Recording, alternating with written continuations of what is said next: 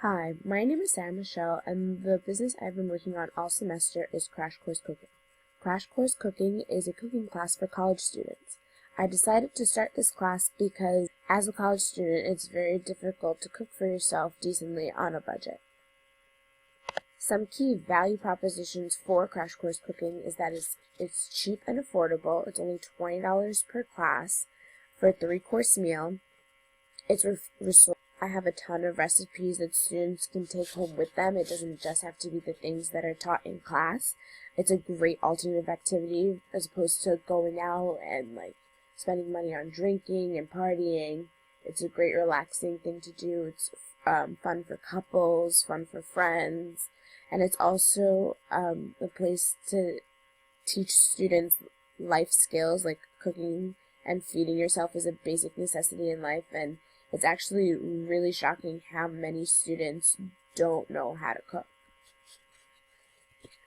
So my customer segment are upperclassmen who live off campus. That was my initial target market because I am that person and I don't have a meal plan. So it's very difficult for me to eat a decent meal on a regular budget. I then decided to actually expand my target market to underclassmen as well, because I realized a lot of especially freshmen are looking for different things to do besides just going out to the club and partying and hanging out. They really don't know anything else besides that, so this is a great alternative activity. And then, of course, just students on a tight budget in general. It's college. No one has money, especially not enough money to feed yourself 3 times a day. So by taking a cooking class, it can really help them survive. So for my interviews, I interviewed roughly 50 people. I know that's a little bit of a small sample size. However, I thought I spoke to a pretty diverse crowd, and I was able to get some really good feedback. A lot of the questions I asked, of course, had to do with the students' dining habits and eating habits, how often they went out to eat, how much money they spent on food, and so on. And of course, that eventually led to asking questions about how they felt about cooking classes and if they thought it would be a good idea to, or if they were even interested in taking a cooking class. And I got real honest answers. A lot of people did say yes, they would find it interesting. Some found it more interesting if I had a BYOB option, or if it was a couples event. And some people just were honest and said that they didn't mind buying food, or they didn't like cooking and things like that. So I definitely got feedback that I thought was beneficial to my research. So a key partner in my cooking classes definitely would be 1253 Whitney Avenue. They have a test kitchen. It's not an official commercial kitchen, so I wouldn't be able to do a mass cooking class of 50 plus people, but I am able to fit approximately 20 people, give or take, in that kitchen. When I met with Robert, he was super nice, and he was more than willing to rent me out the kitchen.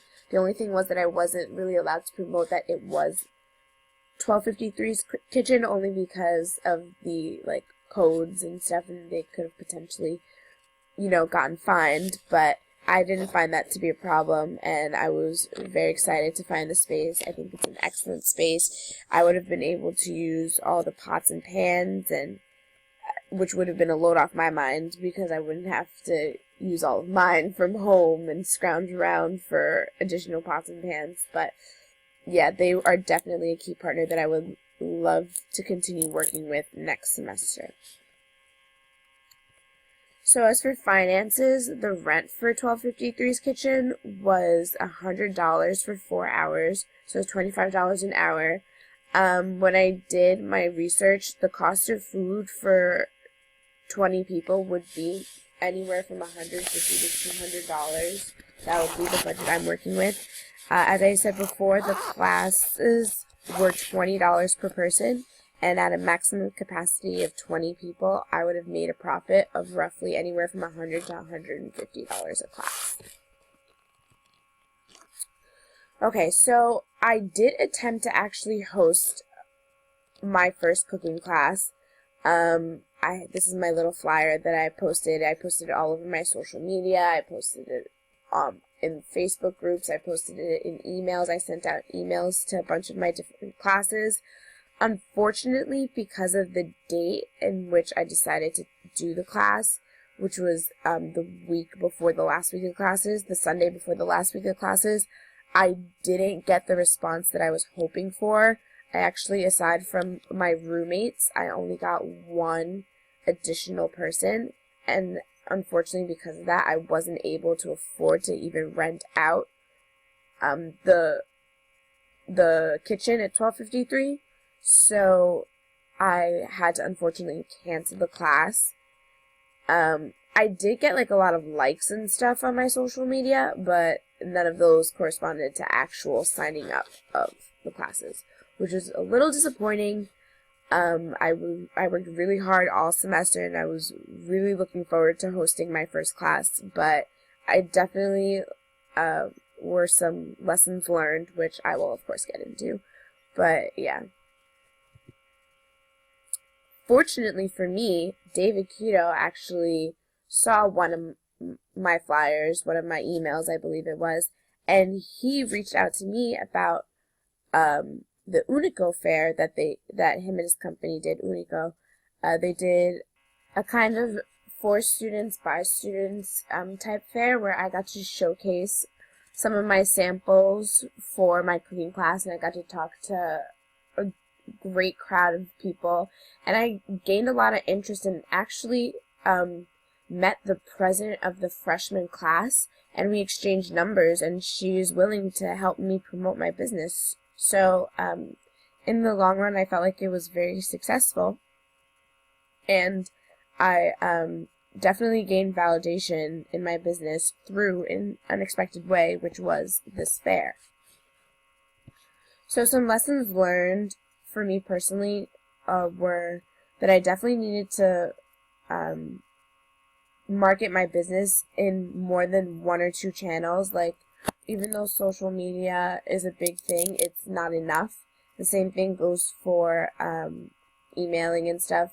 People do respond to actual person-to-person interaction. I think I could have done a little bit more with that. And also, I definitely learned a valuable lesson in time, and knowing that timing is everything, and to not choose late dates in the semester is super important, because that's when people really get wrapped up in school, and their budgets are tight, and they may not have that extra $20 to spare and go and hang out.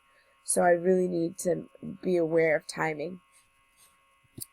As for next steps, I definitely plan on continuing this next semester, even though it won't be tied to any specific class. I really fell in love with the crash course cooking idea, and I want to see it grow and become successful.